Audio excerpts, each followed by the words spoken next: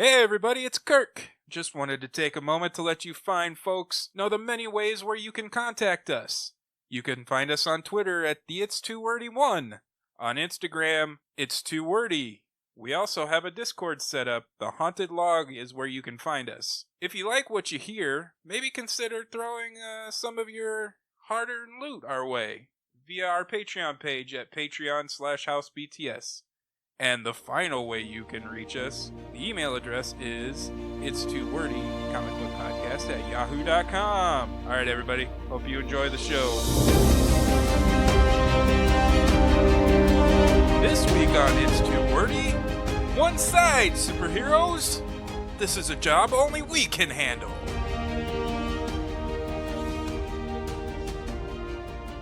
Welcome to this week's issue of It's Too Wordy, the comic book podcast where three buddies discuss comics from their childhood and today. I'm Kirk. And I'm Nick. Ryan is on assignment this week. That's right, he's reading the entire thing of DC 1 Million right now. Yep. So you know he's having a blast. Yeah, can't wait to hear that. He's going to do a random read of all of it. All right. We'll have to do like 2-part episode, 4-part episodes for this one. Oh, God. There's a lot of stuff in that book. So, good luck, Ryan. Good luck. So, this week, we are going to be discussing Aquaman number 50. Yay. Silver Surfer Black. Yay? Huh? Eh? Maybe. Alpha Flight 1 through 3. Heck yeah. Yeah, baby. And the most anticipated book of the summer, House of X. Let's get started. We're going to start with House of X by Jonathan Hickman, and the artist is Pepe Larraz. I've never seen his art before. It's great, though. It is. That is a great-looking book. This is a beautiful book, guys. I hope you guys picked it up. It lived up to the hype for me, and I had it pretty hyped in my head what it was going to be. I was pretty worried. Yeah. That it was going to be like all this hype and then it shits the bed. Yeah. Yeah. I was worried it was going to shit the bed. We get an X-Force number 1, you know? Yeah. Like, ugh. We can do a quick recap of it. It's a big book. I think it's like 45 pages. Yeah, you can definitely get your money's worth out of this book. And for a new comic, paying $6 and actually taking a while to read, it was nice. That is really nice. It was nice. It's not. My nose is still stuffed. And right. It seems like every episode that we do, like every other one, I'm sick. Thank you, daycare kids. Yep. Bastards. I have to thank you as well, daycare kids, because my wife is sick too. Where do you want to start? Well, we can start with what Professor X is doing, right? So he bought the 7th largest pharmaceutical company in the nation and used that money to create his own government. Yep. Based on Krakoa, the island. Yep. And he has different bases throughout the world? Or is it just one base? It looks like it's like a feeder. Right, they're everywhere. They're portals to get to Krakoa. That's awesome. It's crazy. I actually like that idea of them having their own nation and finally realizing that they don't need to coexist anymore. They're going to let humans have the rest of the world, and they're going to take a small portion of it for themselves. Yep.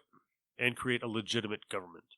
And they have made pharmaceuticals that cure like Alzheimer's. Yeah, all mental diseases. They can extend your life for 5 years for another drug. And the antibiotic is the most adaptable to any disease on the planet. Right. So it sounds like a perfect world. Right. So he must have found something on Krakoa that we couldn't find anywhere else in the world. And he just was like, I just want I just want this island. We'll give you guys these medications, and the only thing that he wants in return is to have his country recognized. Yep. That's all he wants. And only mutants are allowed on the main island. Yep. No humans allowed. So, I don't know, where do we go from here? We can go to like Mystique, Sabretooth, and Toad are breaking into They're breaking into damage control. Because damage control is where instead of they were just cleaning up all the Marvel universe. Whenever somebody would attack a building, they would fix the building. But now they're taking equipment from those and storing them. So if Doc Ock loses an arm, they'll take the arm back and they'll catalog it. Reed Richards or Tony Stark will come in and dismantle it. Yeah. But they'll still keep it in compound. Yeah. And Mystique and Toad and Sabretooth are there, and they're downloading a whole bunch of files. Yep. Right? And they take off. They're like, okay, we got to get out of here. And they run into the Fantastic Four. Yeah. Which is a great scene. Yep. Because Sabretooth is all cocky and shit. Yep. I got this. He gets his shit. And, yeah, and the Thing just lays him out. Yeah, just it's lays just him one out punch. completely. It's just like, it's good to see Sabretooth actually getting his for a while. Yep. I do like the thing that the Human Torch lights him on fire a little bit. Yep. And the Thing is like, oh, you're the one that smells like burnt hair. Yep. And then it skips to the Cuckoos. Yeah, the Cuckoos are running the island now. Yep. Before they can get fully staffed. Yep. So all of the Cuckoos are just the staff. And they're showing around dignitaries from the UN. Yep. They're all like ambassadors and stuff like that. We come to find out later that they're not. Some are from SWORD, some are from ex-SHIELD agents, Yep. some are, government agents from Yep. other countries.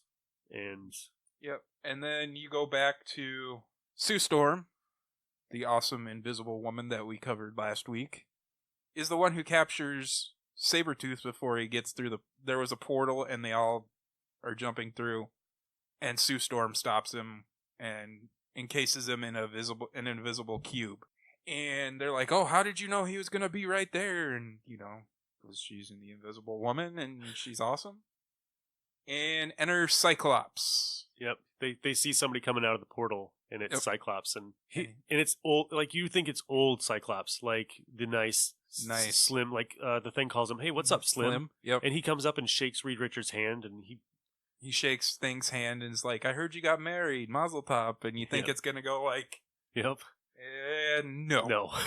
It is the dickhead. It's the dickhead Cyclops that I've come to love. And yeah, I mean, I love that he's come into his own. He's super confident in his He's got his abilities now. self-confidence. Right. He's got it in spades now. And he knows that no matter what these four do, he can pretty much take them. Take them all. Yep. And so he says something really dickish to them. And it's one of the greatest lines in this book. Yep. He says it to Sue. Yep. Because she's like, you can't believe this, This isn't the best for everybody. Buddy, How do you believe this? And and he's like, did you think we were just going to sit around and take it? And she's like, well, no. And he says, it's really very simple. I believe in what Charles Xavier is doing. Please greet your son. Please greet your son for me. And here comes the dick part. And let him know when he's ready, he has family on Krakoa waiting for him. Damn. I'm not sure what Franklin would do.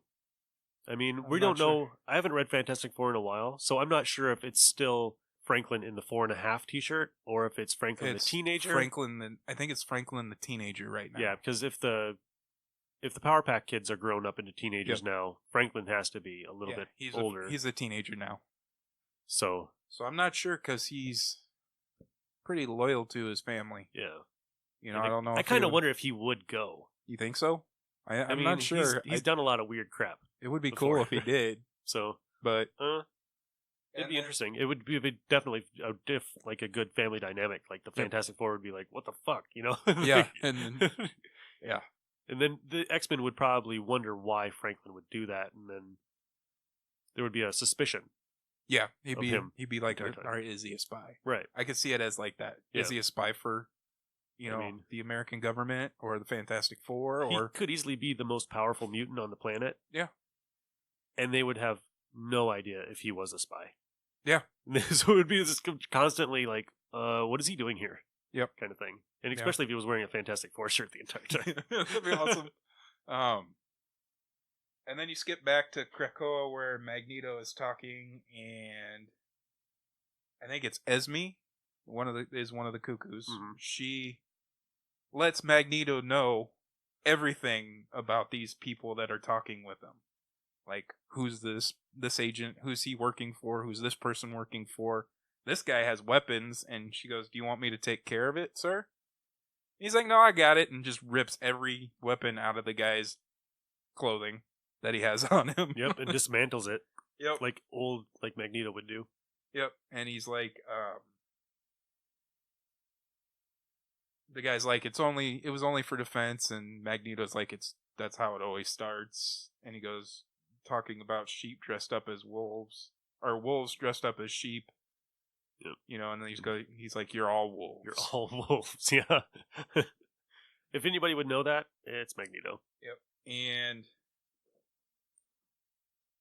the final panel of the actual book, it says, you see, I know how you humans love your symbolism almost as much as you love your religion. And I needed you to understand. You have new gods now. And I'm like, yes! Perfect. Like, I don't know. I can't give this book a higher praise. No. It lived up to everything I was hoping. I mean, Jonathan Hickman has done some amazing stuff, but I think this might be, like, his greatest so far. This might be his best work. And I hope that this does not, like, Kirk and I were talking about this before, that we're hoping that this does not end up like a 12 or 20 issue run. Yeah, I want it to be more. I want it to be at least 200. I think you can tell a story arc in 200. Yeah. Just give us 200. Just give us 200. So, Marvel, if you're listening, please give Hickman a very nice contract, please. I'm going to say that they're going to see the numbers for this book. Marvel's YouTube page has been hyping that this is the next big moment in X-Men history, right? Yeah. You had the giant size, and then you had the reboot in 91, and then you had the new X-Men, and then they talk about Age of Apocalypse, which I don't see as a big one. No. And then they said this is their next big one, and that's what they've been hyping it as. Yeah. And I'm like, good. It should be. I'm hoping he sticks around, and it's because this book was dead. And I think it's because it was owned by the rights for everything was owned by Fox. And they just decided not to put any money in it. Yeah. Why would you? Nope. I mean, you ruined the movie franchise. Yeah. It's going to take Marvel at least 5 years before they even put one out because they need that. They need you to forget. They need you to forget about those horrible movies. Yeah. I know Nick and I are both major fans of the X-Men, and I haven't been this excited for an X-Men book in a long time. And I'm going to give it a 5. Yeah, I thought it was a 5. It deserves a 5. It deserves a 5 because it got me geeking out, got me nostalgic. That finally maybe we'll have a good story. So yeah, it's a 5. 5. Yeah. Everything was a 5. The book is beautiful. It's a long read, and it's detailed. There's parts in it that are prose, which I know some of you guys, that's why we call this It's Too Wordy. Yeah. This book might be too wordy for you. It might be too wordy for you because it's a lot. It's a lot. They put information about like what's an Omega level mutant and who they are, and who they're affiliated with, who the government has. It tells you like that. It tells you like orchids of it. It's details, and like I told Nick, I got to go back and read it again. Because I didn't read, I was trying to read through it real quick, and I need to go back and read all that information so I can process the whole book. But yeah, 5. 5. 5. You guys got to read this book. Yeah, this book is awesome, and we're not gonna be the only person out here telling you got to read this because I'm pretty sure every podcast, like the 400 other comic book podcasts that are online, are going to tell you to read it. And if they don't, they're probably the ones that are making fun of Captain Marvel. Captain, it's Marvel. How stupid is that? Who came up with that name? I heard that on a podcast. Yeah, I told you about that. Yeah, you did. Marvel. Okay, whatever. Telling you. And next week, Powers of 10 comes out. It's not Powers of X, it's Powers of 10. So you get to see another story, and maybe we can do that one. I think we should. Should Ryan's we record, not here. Should we record on Wednesday? Why not? All right. That way we can pick it. I can pick it up again for us, and we can do our little synopsis. And what's kind of sucks is seriously, guys, get this book. Yeah, go out and get it. Get this book. So next up, we're gonna do Silver Surfer Black number 2. Didn't know if we were gonna do this one. But I'm glad we did. Kind of saved this book for you? Yes, it did. Did it? Yeah. I thought it would when I read it. I was like, okay, cool. They're not making him Venom. Well, They try. They tried. They try. Once again, Silver Surfer Black is written by Donny Cates and drawn by Tradd Moore, which I absolutely, if I can find some more books with Tradd Moore, I absolutely love this trippy art style that he has. I know it's not for everybody, but I absolutely love it. It's beautiful. I love it. It's like an acid trip. The scenes where they're on the planet of the symbiotes in the beginning, where it's just all tentacles and teeth. Yeah. Like, good God. Like, how long did you take to do this? Yep. There's just so much detail in, I think it's page 3, second panel, where Null is in there and he's got Silver Surfer tied up with cords, and it's just a kaleidoscope of teeth and barbs and just crazy tentacles shit. Like, there. Yeah. how long did that take? Yep. I know there's computer shortcuts now. Yeah, I know, but I'm betting that this wasn't done that way. I don't think so. Not with the way that it looks. It looks like it was all hand done. Okay, so I'm actually becoming a fan of Null. Like, I thought he was horrible. Yeah. But he's actually grown on me. He's growing on you? And he's actually an interesting character now. Yeah. And he is a good foil for the Silver Surfer. He is. So I'm glad it saved the book So for you, because I was like, okay, issue 2 saved it, I bet, for Nick. I'm like, come on. It explains more. This is my first series with reading anything with Null in it. I didn't even know that there was a symbiote planet before this. I just thought Spider-Man got some suit because he was in the Secret Wars and went to a machine to repair his costume and came out with the it was symbiote. like, I got a black suit like Spider-Woman does. Yep. I must have really liked that suit. Yeah, you kind of did, because it was awesome. That black suit is awesome. That's why I'm loving Symbiote as Spider-Man, because he's wearing it's back with him in the black suit. But there's something super creepy about the Silver Surfer when he gets the symbiote on him, and it's the Void Knight, and he's just horns and spikes. Yeah. And of course they have Spider-Man eyes, of course. Of course, because it's symbiote. But that is super creepy. Is Null a woman or a man? Null is a man. Null is a man. He looks very effeminate. Very Jeffree Star. Very, Sorry, my wife watches a lot of Jeffree Star. What am I? He's androgynous. You Yes. can't tell, which is Right. cool. I like that. So Silver Surfer gets the Void Knight on him, and he hears a voice. Yep.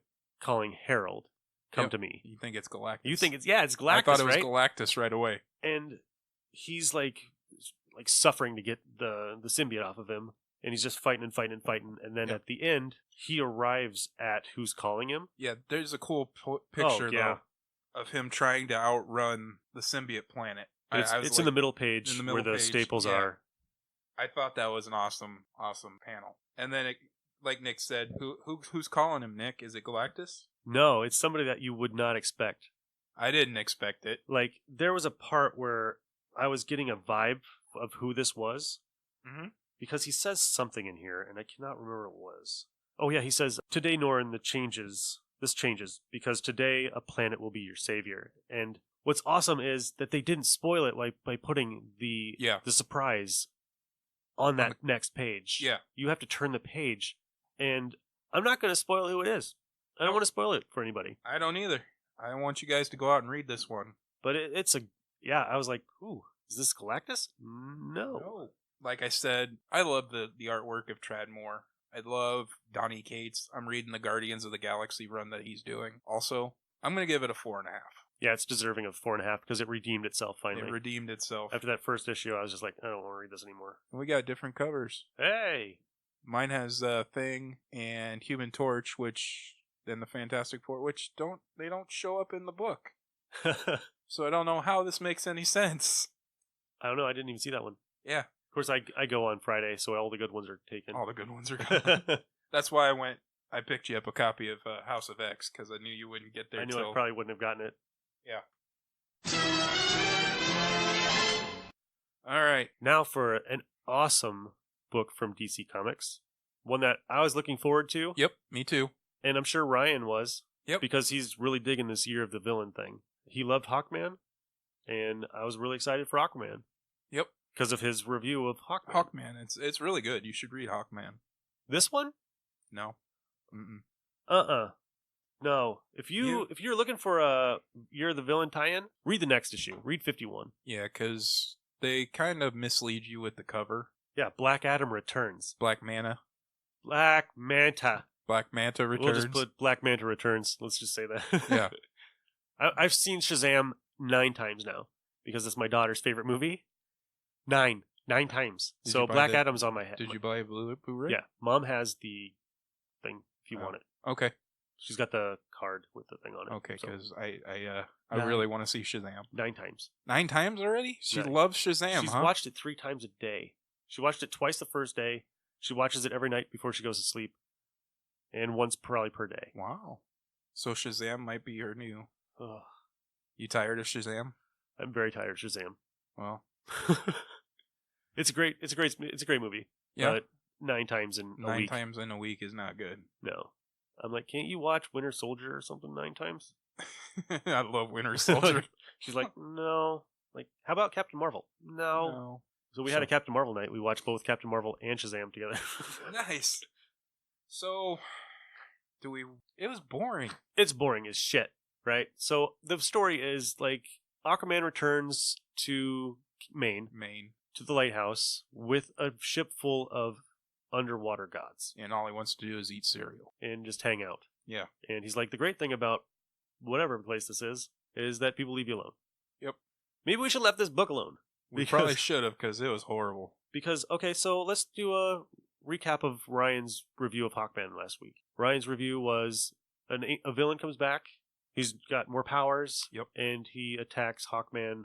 And at the end, you find out that Lex Luthor gave him powers. Gave him the powers. In this goddamn book, you read all these pages to the last page, and there is Black Manta. Well, maybe the last 4 pages. Yep. Last 4 pages. Last 4 pages of a huge book is Black Manta. Yep. And on the last page is Lex Luthor telling him he's going to give him powers. That's not what I wanted from this. Nope.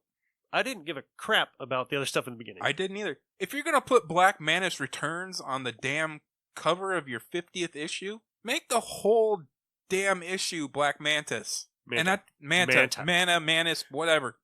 They should I'm have get- a character called Black Manta. I'm irritated because I was really hoping this book would be good. But you get to see the new Aqualad? Teen Titans Aqualad from a long time ago come back. Yeah. And he's like, you don't know me, but I'm Aqualad. Like, really? Yeah. I'm pretty sure you guys met. Yeah. You wouldn't be calling yourself Aqualad if you didn't know who Arthur was. I just have it a little bit. I didn't like this book. I'm not gonna shit completely on it. I mean, I like Kelly Sue DeConnick. Okay. This one, just, no. I'm thinking it's time that Arthur gets a haircut. Okay, thank you. He's got, thank you, movie, because now Aquaman has tattoos. He has tattoos, long hair. He has long hair. And he has a beard. Yeah. No, that's not Aquaman. No. He needs a haircut. I don't care if he keep the beard. He's not Water Thor.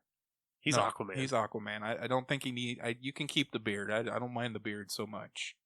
The tattoos are a little much, but now you can't just be like, oh, we had him removed. So, but yeah, just give him a haircut. Make him look like Arthur again. My vision of Aquaman is the New 52, the Trench that I read, all that series I read with the short hair. Yep. Yeah, that's what I envision Aquaman being, not long-haired, hippie Right. Aquaman. I can deal with the hair and the beard. The tattoos have to go. Yeah. I'm going to give it, this is being generous, I'm going to give it a 3. 3, right? Yeah. Yeah, That's what I was thinking. That's being generous. I guess if you read stuff before this is like a random. Like we pick Yeah. up a random book a week. Yeah. Of a new book. Yeah. And we give it a shot. Yeah. And I gotta say, I'm not gonna buy anymore. I'm thinking I'm not going to buy Aquaman.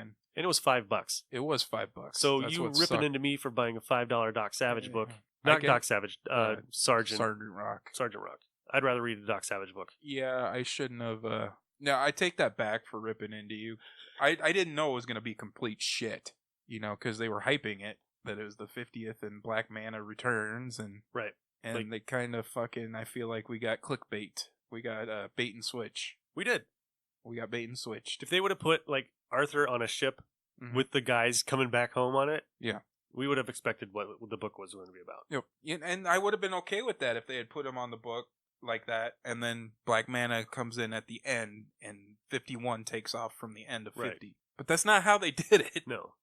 So if you're expecting a giant anniversary issue that's full of stuff that you're going to be interested in, No, This isn't it. This isn't it. They blew it with this one.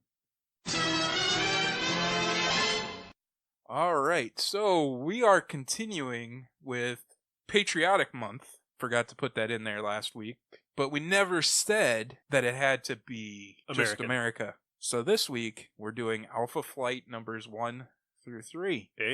Eh? I was telling Nick earlier that I got in late on Alpha Flight because I didn't learn about them until I read Asgardian Wars. So they were already into their run. I absolutely love Alpha Flight. I have a soft spot in my heart for Alpha Flight. I do. I feel like Nick does, that they're underappreciated and shit on. They are. The book went for almost 120 issues. Yep. It kind of gets forgotten about. It does. They brought them back a couple times, substandardly. Brought them back. The second version, or the second volume of Alpha Flight, is fucking amazing. Yeah. Deals with Department H and how they're this weird government entity. Yeah. Yep. And it's so X-Files. This one is like John Byrne's love of soap operas. Yes. Put into comic book form. I would agree with that assessment. All the characters are fleshed out. Good backstories. Yep. You know who they are. You know how they came to be in Department H. And you already... you get emotionally attached in the first issue. Yeah. Which is awesome. So what's crazy, right? So I was in a comic shop. I already had issue 1. And I was like, you know what? I'm going to pick up another one. And I just randomly picked up another issue 1. And I look inside of it. This thing is perfect. Like, There's no dents, anything like that.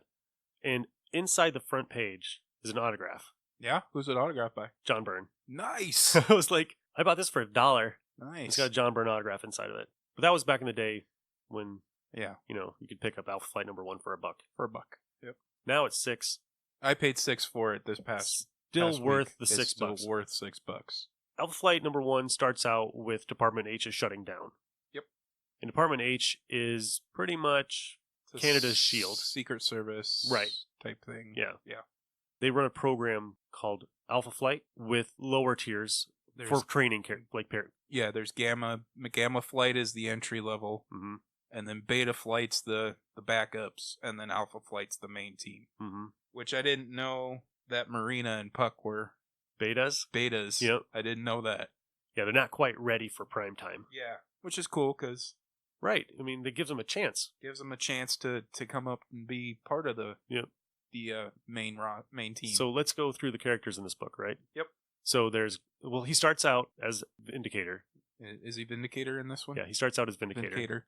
And there's a reason. We're going to go into Guardian in our D-list. D-list characters. Okay. A little later. So he starts out as Vindicator in this. Then you have his wife, Heather. Heather, who isn't part of the team yet. No, but then we have the twins. Aurora and... Northstar. Jean-Paul Beaubier. And Jean-Marie Beaubier.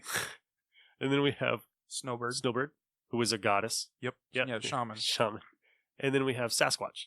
And that's the Alpha team. Yep. And on Beta, there's Puck, Marina Box, and 2 wannabe Aurora and Northstars. Like Flashback, or they're like the Geminis. I can't remember their names. Yeah. They show up later. They're pretty much Jamie Madrox. Oh, they're multiple? They're multiples. He can pull characters out of his future or his future versions, and... That's pretty cool. And it's very dangerous, because if one of them dies, he has nowhere to go. Yeah. Right? So he knows exactly when he's going to die if one of his future versions dies. It's very weird. And then Omega Flight, or Gamma Flight. Omega Flight shows up later. Yep. There's no reason to talk about them right now, other than Wild Child and Diamond Lil. Oh, I just noticed that it was Wild Child. Okay. And Wild Child shows up later on in probably like 105 as Weapon Omega. Yep. When he becomes normal. And then Marvel fucks him again. It's true. It is true. That kid is so fucked. So Weapon H is shutting down. Vindicator decides that he's going to keep the suit and continue what he's doing. Yeah. He leaves. There's an old guy in the wilderness. He's carving something in the snow. I noticed this is eerily similar to Krakoa from the Giant-Size X-Men. Yeah. If you remember, their first mission was to save everybody from Krakoa. Yep. So it's like... And this issue is they're going to saving everybody from Tundra. Yeah. Yeah. Who is just another giant plant kind of... Yeah. I thought it was... Elemental. It was kind of cool to tie in. Yep. You know? And you've got a shaman who hears something from his grandfather. Is that what it was? Yeah, I'm not sure I like his last name, though. They could have come up with something better than two young men. that's his grandfather's skull that he has in his box. Yeah. So I don't know why he keeps it. I don't really think they go into it too much. They don't. In the future, but he's a medicine man who decided to become a doctor. And the best of all doctors, he's like Doctor Strange. Yeah. He's almost exactly Doctor Strange. He's Canadia's Doctor Strange. Yeah. I'm sure those guys in Canada that are going to be loving us. I'm part Canadian. So. Then we get to meet Jean-Marie. Jean-Paul and Jean-Marie. Yep. She's living in a convent and waiting for her brother to show up. And all the little girls are like, "When is your brother showing up? When is your brother showing up?" Because he's an Olympic cheater. He's a effing cheater. Well, yeah, because he uses his powers as a skier. Yeah, and he admits it. And I cheated. Yeah, why not? What are you going to do about it? Nothing. And he is a giant ponce, which is awesome because I think out of everybody, like later on when you realize why he's a giant ponce, it makes all sense. Yeah, everything. I was reading totally through this, and I'm like, oh yeah, you could see it even way back then. So he's talking to her about why she's so repressed. Like, this version of you is boring. I want the real version of you. And he talks her into coming out of that personality. So if you don't realize that Aurora is a split personality, she's Jean-Marie and then she's Aurora. And Jean-Marie is uptight, stuffy, prudish. Boring and prudish. And Aurora is a party girl. Not gonna lie. 15-year-old me had a thing for Aurora. I think we all did. Yeah, she was. Yeah, she's an amazing character. She's crazy. She's crazy. She's got hot elf girl ears. She's got an amazing costume. She does. Right. Yep. Then James comes home to his wife Heather, and he sees on the news report that something is going on in Resolute Bay, and he takes off because he thinks he's the only one left of Alpha Flight. And Heather, who is an amazing wife, knows that he needs help. Yep. And she had kept the discs of everybody in the files. Yep. And so she picks out the cards that... This is so much like Mask. It's not even funny. Yep. So she grabs the cards of the heroes that she wants to help Mac, and she throws them in the signaler. And their subdual alarms go off in their heads. Yep. Like they're needed. Like just like Mask. Like their alarms would go off. Yep. On their wristwatches. Yep. Gotta go. No matter what I'm doing. No matter what I'm doing at the moment, I gotta go. Giving birth. Gotta go. Gotta go. And she signals Puck, Yep. who is a beta member. Marina, who's a beta member. But they have gold symbols on their discs. So she's like, oh, maybe Mac wanted these guys to be brought up. Yeah. So I like that Puck is a bouncer in a bar. Yeah. And they're like, what are you gonna do, short stuff? And he's like, it's not A, because I hear it as So he's got the Mackenzie brother accent. A? Yeah. Yeah, so we see Puck, but I don't think this is the all-powerful Puck that we get later. No. Because he gets kind of beaten up on a little bit. He does. Marina, who not quite an Atlantean, but we find out later that she's not human. She's not human. Not at all. Not even from this planet. She's not from Earth. I had a love for this character. Yeah? Like, she was my favorite Alpha Flight character for a long time because her story arc is so amazing. Do you know who mine was? James Hudson. Really? Yep. I loved his costume. Yep. I had one made. Did you? Yeah. Nice. It looked like the Minnesota flag instead of the Canadian one. Like, it looked like the outline of Minnesota. I was like, that's why I'll never have somebody make a costume for me. That's why you'll just do it yourself. Yep. And it didn't have a helmet. Oh. Like, she made me this hat and this mask, and I put it on, and I looked like the guy from Happy Gilmore when he puts on the wrestling mask. Like, it was just like this floppy thing, and I was like, nope, I can't wear this. I'm like going into a con, and I put this mask on. I'm like, I can't wear this. So I had to walk around a con with half a Vindicator suit on. Half a Vindicator. And then we get Sasquatch, who they don't tell you that he experimented on himself with gamma rays like the Hulk. Yep. And there's a reason why he becomes a Sasquatch, but they don't tell you that right now. Like, John Byrne put all this stuff together like a giant soap opera, waiting for 20 issues, 30 issues to finally reveal why he did this. What you're saying is he was building it. Which we don't see anymore. We don't see that anymore. It's instant gratification. Right. Like, You know? I wanted it now. I want it now. Like, no. This book will take you time to read. Yep. If you want to get involved with Alpha Flight, you gotta have some patience. It's worth it. That is correct. It is worth it. There's so much in this book. It takes forever to read. Yeah, it took me a long time to read this one. But you get to learn the characters so well. Yep.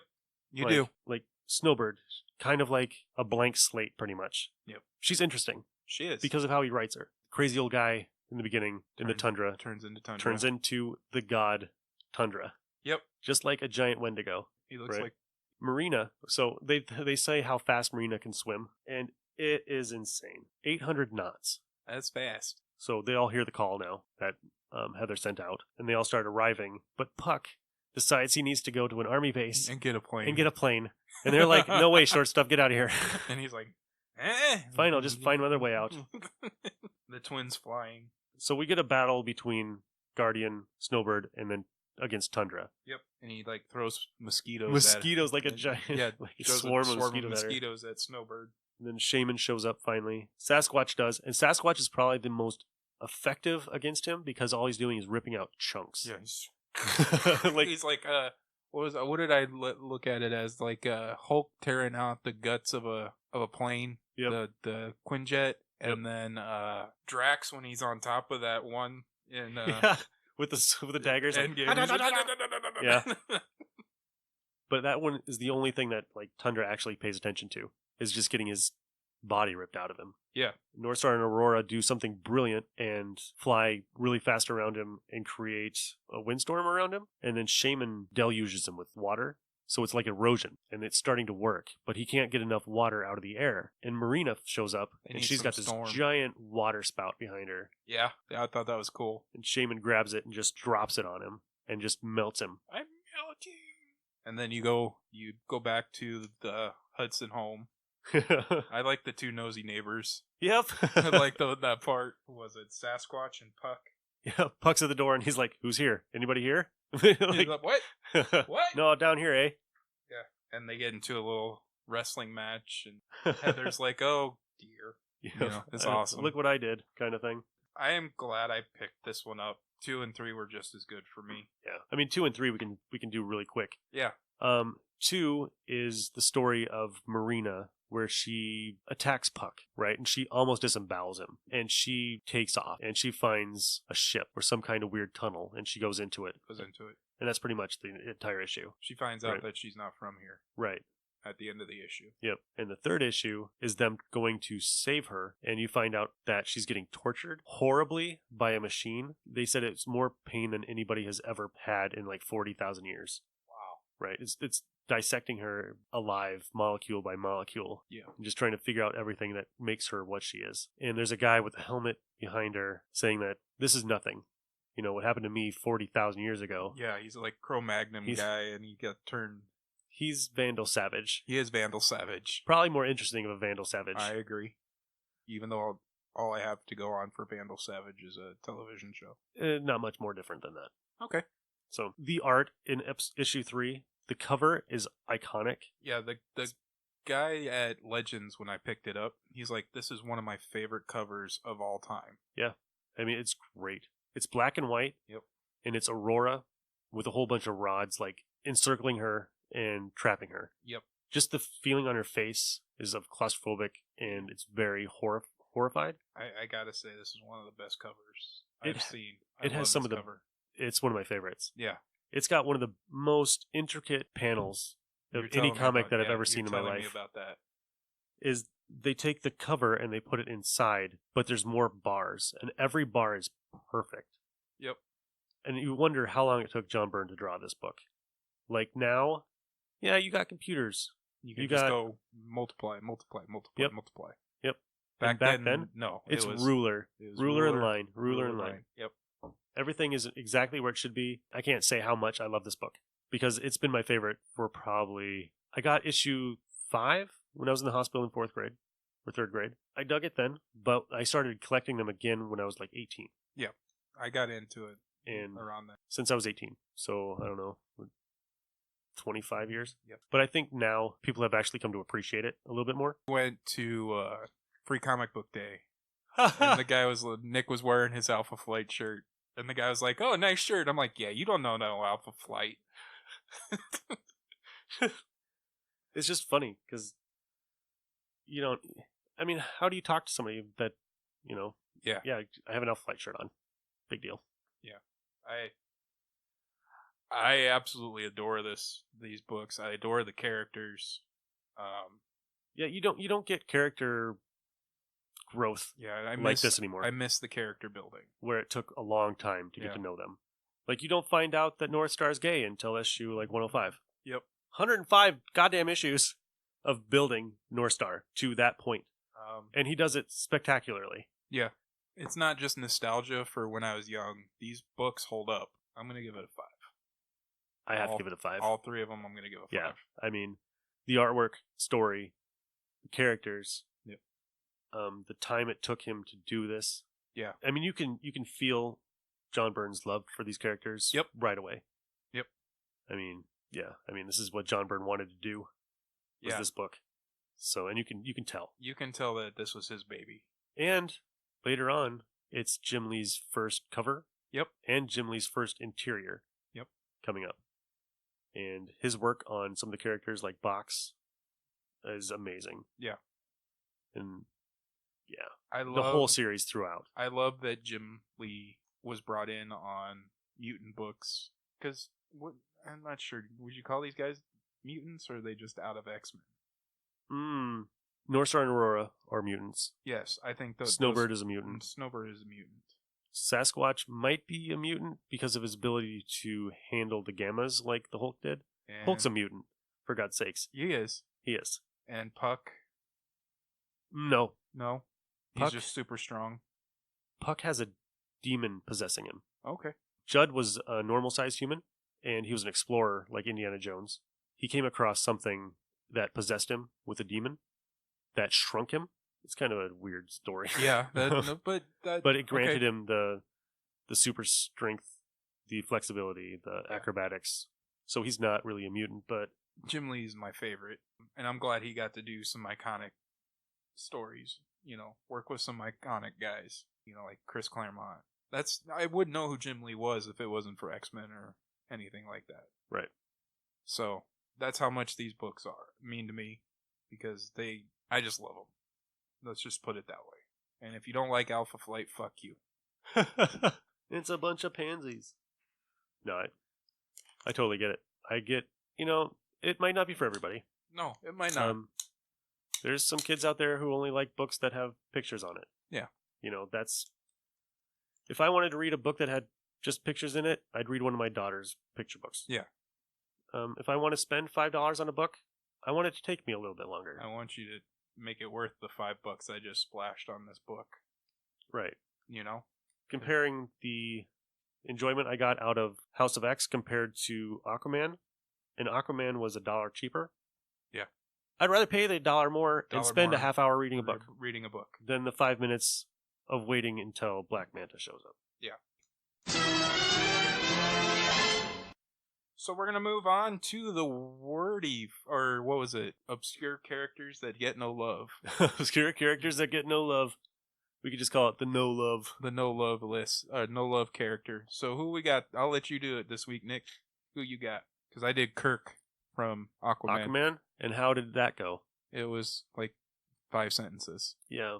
He created something that went after Aquaman. Aquaman turned him back, and the end. Yeah. Didn't he create robots?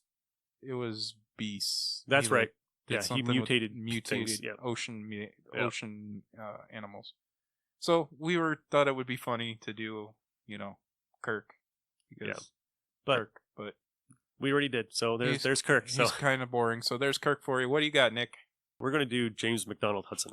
Nice. Let's just start with his first appearance. So he first appeared in X-Men 109 as Weapon Omega, then X-Men 120 as Vindicator, and in that issue, he almost kills Moira McTaggart. Well, no, he's still Weapon Alpha at that time, and he almost kills Moira McTaggart trying to get Wolverine back. He takes the name Vindicator to say he's trying to absolve what he did, right? So he's trying to vindicate almost killing Moira. Yeah. Then he becomes Guardian when Alpha Flight starts up, because he's going to be the Guardian of Canada. So let's go into a little bit of his past. He's an engineer at a place called Amcan, which is a petroleum company in Canada. he creates a cybernetic helmet before he goes to work for them. And with them, he creates a suit for exploration that he can burrow through the earth and find petroleum or other natural resources. A guy named Jerry Jackson is running the company and wants to sell James's suit to the American government as a weapon. To the damn dirty Americans. Americans will weaponize everything. They will. And James doesn't want it to become a weapon. So one night he breaks in, steals the suit and the helmet, and flies off. Well, actually, he gets fired first, comes back, steals the suit, and takes off. And on that same day, Heather McNeil gets fired too. And Heather McNeil is a 19-year-old Oh, she was 19? No. Okay, so Heather McNeil is a 17-year-old receptionist at Amcan who is in love with James. She quits when she finds out that he's fired and follows him and confronts him and tells him that she's in love with him. And he's kind of like, okay, yeah, you're 17.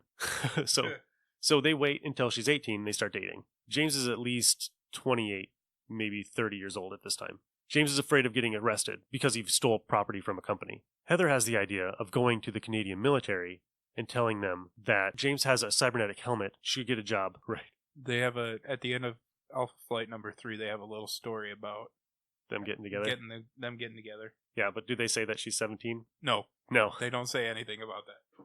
The Canadian government retroactively says that James created the helmet for them like years ago. So it's property of the Canadian government. So James works for Weapon H, or Department H, creating stuff for them, like engineering new weapons and stuff. And at the time, Weapon H is doing the Weapon X program. Who's Weapon X? Oh. I don't know. Wolverine? Wolverine? So maybe James is a little connected with the origin of Wolverine. Maybe he helped engineer the way the adamantium was bonded to a skeleton. Could be. Heather believes it is, right? Yeah. So let's just say before Wolverine shows up, James and Heather are going into the woods on a vacation, into their cabin. They come across a naked, furry, bloody wild man. The wild man attacks James. Heather shoots him, knocks him out, and they drag him back to the cabin, where James is like, I have to leave and get help because there was no phones. So I have to leave and go get help. Leaves Heather with a tied up Logan. Wolverine. Yeah. Wow. And Logan attacks Heather. But she somehow calms him down, and they start to become friends. And then she starts wondering, okay, so this guy is probably from Weapon X or Department H. How much did Mac have to deal with this? Did Mac bring me here to capture this runaway experiment? Right. Or is this just a mistake, right? Or is this just like a coincidence? Yeah. We don't know. They've never really said if James had this whole plan. Right, I'm sure there's people out there on the web who are going, no, they fucking knew, you know. Conspiracy. I like to think that James knew a little bit. A little bit, but didn't know what the extent of the experimentation was. Because I don't think he's that bad of a guy. No, I don't think he's not a James Stryker. No, he's or not William Stryker. William Stryker, no. Top 10 Jameses. There you go. Everybody's named James. Everybody in X-Men is named James. So they nurse Wolverine or Logan back to health. Logan becomes good friends with James. He's also in love with Heather. And he will always be in love with Heather. Yep. You can, later X-Men issues, you can see that he absolutely adores Heather. Yep. But he realizes that the love that Heather has for James is more than he could ever get in the way of. Right? So and he realizes that Heather loves him more as like a mom and not so much as a girlfriend. Yeah, it's like a sisterly, motherly kind of, it's like a... Like, oh, you poor little thing. That blood look what they did to you. Yeah. So Wolverine and Vindicator decide that they're going to create a team, right? And Wolverine's going to lead it. It's going to be called Alpha Flight. Yep. And they start recruiting, and Wolverine, who can't take seeing Heather with James anymore, accepts Charles Xavier's offer to join the X-Men. And he resigns from Department H. Right. And then Department H sends Weapon Alpha to bring Wolverine back. Yep. And that goes horribly wrong. It does. Because Wolverine's not by himself anymore. Nope. And James is pretty much new at being a hero. Yep. He makes a lot of mistakes. But somehow they end up as friends at the end of the issue. Yeah. Like, you can stay here. I'm going back to Canada. Yeah. I'm sorry for this. Yeah. So, like I said, he's my favorite character from Alpha Flight because I loved his costume, and I thought that they all should wear the Canadian flag costume. But I like the X-Men all in the X-Men uniform. I think that's the difference, though. I think the X-Men should all wear the uniform. I think so too. Alpha Flight's a ragtag group of misfits. Yeah. Right? Yep. And I think that works well. I agree. And all of them looking different. Puck could have a different costume. Yeah. He's just got a giant P on him. I'm P, man. Yeah. So yeah, he's my favorite. So that's pretty much the origin of Guardian. Nice. So Wealth Alpha, Guardian, Vindicator. Vindicator. And James. He dies. He does die. Tragically, in front of Heather. In front of Heather. And Heather becomes the new Guardian. Yep. Vindicator. She becomes Vindicator becomes because Vindicator. she's vindicating James. James's death. Yep. So, all right. We're going to move on to random reads. How many you got? 2. Okay. Well, I'll go first because it ties into our topic this week. I have here in front of me the first appearance of Alpha Flight in a comic book. It is The Uncanny X-Men number 120. And the title of the story is Wanted, Wolverine, Dead or Alive. How's that going to go, bub? I bet he comes back dead. Schnick, schnick. Come on, bub. Start out with, they just call him Hudson here, so I'm going to assume he's Guardian. I think he's Weapon Omega. He's Weapon Omega with Alpha Flight in the beginning? Yeah, he hasn't this issue they attack Moira McTaggart, right? No. She gets hurt in this one? This is where they go after Wolverine. I can't remember if it's this one where she gets hurt and he changes his name to Vindicator. That might be before. Yeah, first appearance as Weapon Alpha is X-Men 109, as Vindicator X-Men 120, and Guardian Alpha Flight number 2. So he's Vindicator. Yep. Okay. Starts out with Weapon H, and they want Wolverine back. The government wants Wolverine back. And they're going to send Vindicator to get him. And he's talking about how it's not going to be easy because he's got the X-Men with him now, and they're really formidable. And then it goes into a little blurb about North Star, Shaman, Snowbird, Sasquatch, and Aurora. It tells you who each of them are, like a quick little blurb. And then you skip to Japan. The X-Men went to Japan to help Sunfire, and this is wrapping up that, and they're heading back home to Westchester. Wolverine this is where he meets Mariko, who, if you know anything about the X-Men, is Wolverine's true love. It's who he truly loves. And he gives her a flower, an orchid. And she's like, I hope to see you. He's like, I hope to see you again. And she says, I hope so too. So it's a nice little blurb about Mariko, because it just shows you that Wolverine is kind of a softie when it comes to her. And Heather, later on, it shows how soft he is towards Heather. Right? Yeah. So they're flying home, and there's a storm that blows in, and they keep trying to get around the storm. They're flying all over trying to outrun the storm, but the storm just keeps enveloping them. And they even send, Cyclops sends out Storm to try to control it, and it's so powerful that even she can't get it to subside. And I didn't know they had 2 women pilots. One is named Annie, and the other one is Colleen Wigg, who turns out to be Cyclops' kind of love affair with her when he thinks that Jean is dead. So they get permission to land. They land in Calgary, and Vindicator's standing on the runway saying, give us Wolverine and everything will be alright. Wolverine's like, let me at him, bub. He's got his claws out already, and Cyclops is like, whoa, slow your roll there, buddy. They try to take off again, and apparently Sasquatch is so strong he can stop a plane from taking off, and he throws it into a hangar.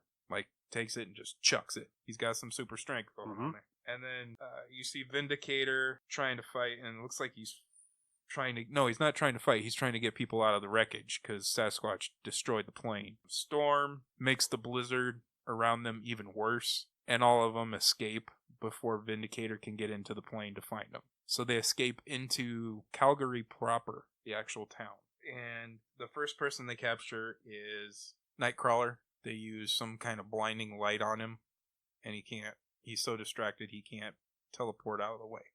When North Star and Aurora touch their hands, yep, they emit a blinding light. I forgot about that. And then you go, and they're trying to decide how to hide, and Banshee's lost his scream, and they're hiding in a shop. And I know how much Nick loves Banshee. It's useless character.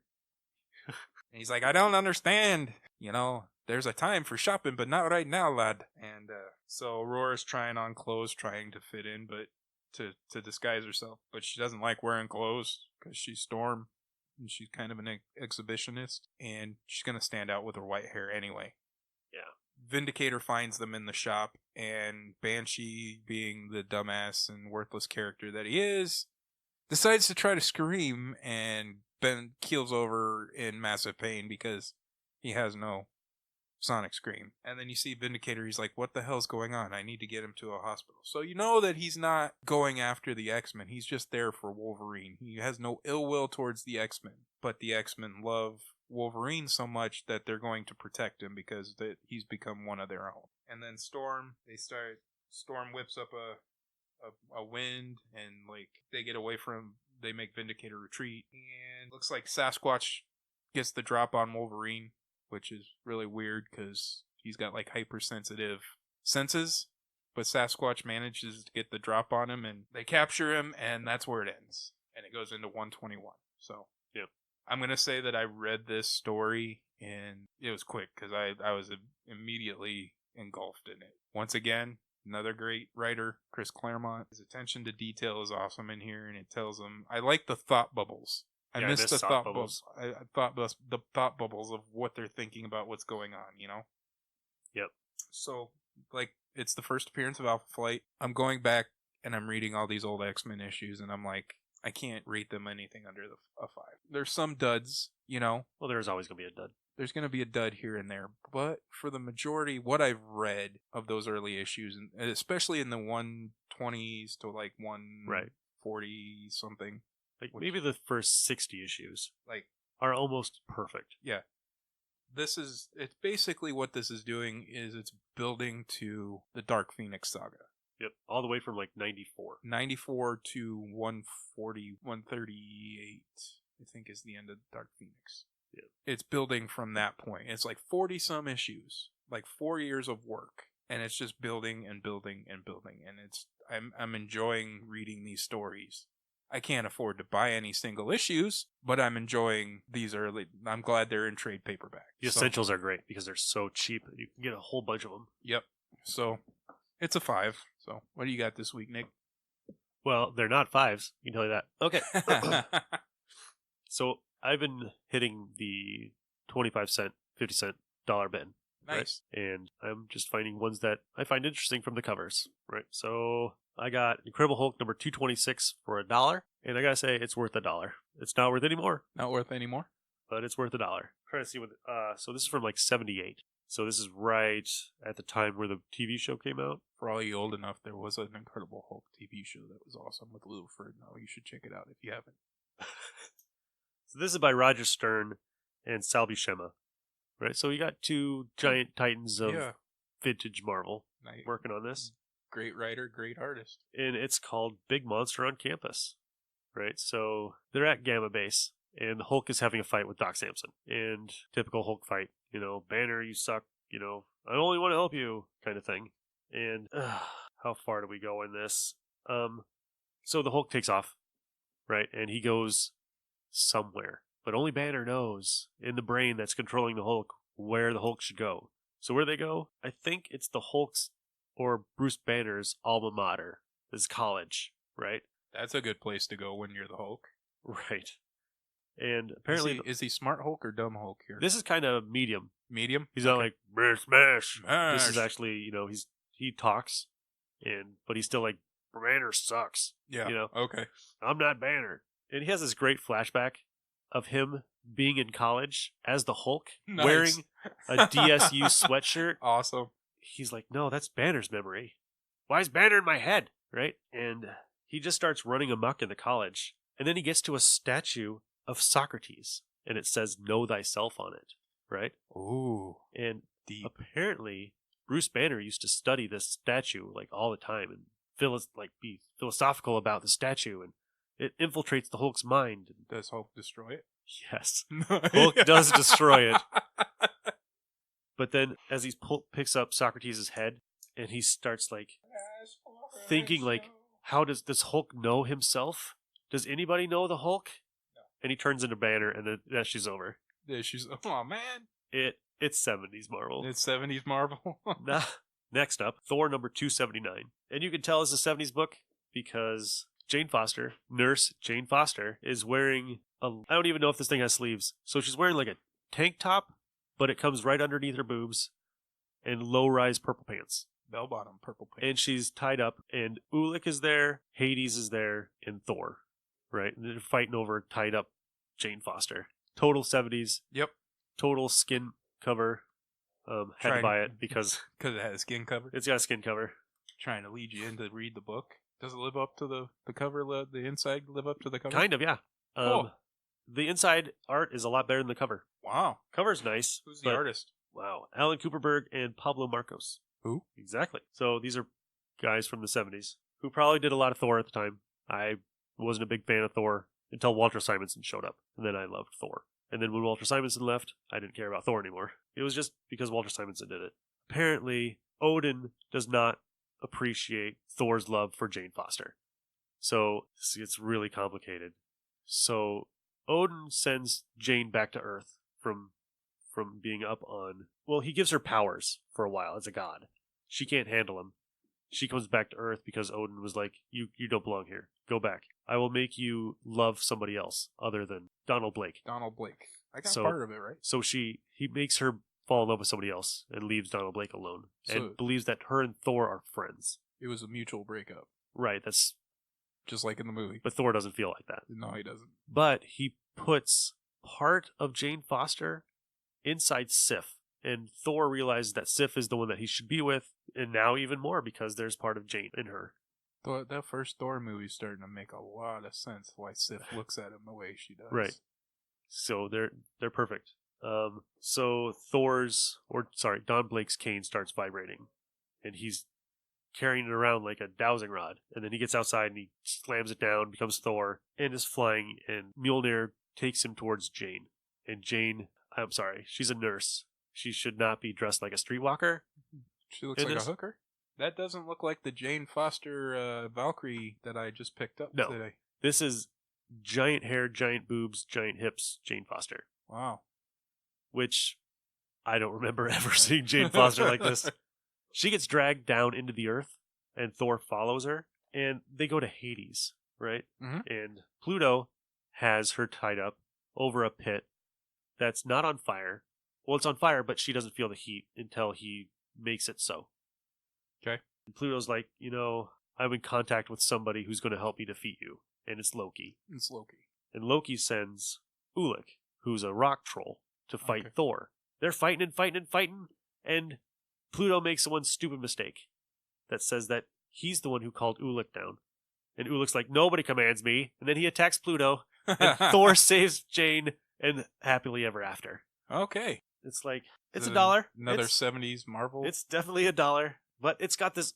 70s Marvel had some of the greatest ads, right? Especially some of the poster ads in here. They're full-color posters, but the ad is printed in black and white. Yeah. It's the funniest thing. Right? So, and it's all like... One of them looks Cheryl like Teague's, Parker... Sean Cassidy. It's Sean Cassidy. There's like a couple Sean Cassidys. There's a Parker... I can't remember. They were in the Hardy Boys together. Parker Stevenson. Yeah. Right? Cheryl Ladd, Farrah Fawcett, Dallas Cowboy Cheerleaders, and like a Grizzly Adams poster. Out of all of them, why would there be a fucking Grizzly Adams poster? I don't know. I mean, why? That's funny. That is just like... That's awesome. Yeah. This book, it's fun for the time. It fills every time. Yeah. So now we're going to go to the list. This week's top 10 is the top 10 street-level vigilantes. I'll go first. Number 10, Green Arrow. Number 9, Nightwing. Number 8, Hawkeye. 7, Black Widow. 6, Iron Fist. 5, Punisher. 4, Teenage Mutant Ninja Turtles. 3, Moon Knight. 2, Daredevil. And 1, Spider-Man. Okay, so I'm going to do Ryan's real quick. Okay. And he wrote them down. Number 10, Robin, Jason Todd. Number 9, Punisher 2099. Okay. Number 8, Hawkeye. Number 7, Jessica Jones. Number 6, Nightwing. Number 5, Daredevil. Number 4, Black Widow. Number 3, Moon Knight. Number 2, Iron Fist. And number 1, Green Arrow. Nice. Pretty solid? Yep. All right, now you ready for some weird stuff? Yeah, go for it. All right, so here's mine. Number 10, Gun Fury. Or number 9, Bloodshot. Number 8, Punisher. Number 7, The Question. Number 6, Night Raven. Number 5, The Tick. Number 4, Ghost Rider. Number 3, Moon Knight. Number 2, The Green Hornet. And number 1, The Shadow. Nice. I was like, wow, the Tick. That's true. He's a vigilante. He is. Yeah, my throw-in was the Teenage Mutant Ninja Turtles. Yeah, all of them. All of them. Yep. I couldn't pick one. I was going to do that too. I was just like, I'm just going to throw them all in at number 4. But very different lists. Gun Fury is a goofy book from the 80s where it's like a Ninja Turtle book. It's black and white. It's low. It's just a random publisher. He's like the Punisher, but it's funny. Yeah. And it's goofy. Like, he spends a lot of time whacking himself in the nuts so he can, like, desensitize them in case he gets kicked in them. It's really stupid. That's awesome. It's really funny. All right. So that's going to wrap it up for us, guys. Have fun. Read more comics. This has been Kirk. And Nick. We'll catch you next week. Bye. See ya. No place to hide, no place to run, no place to run. Age has now begun. Expect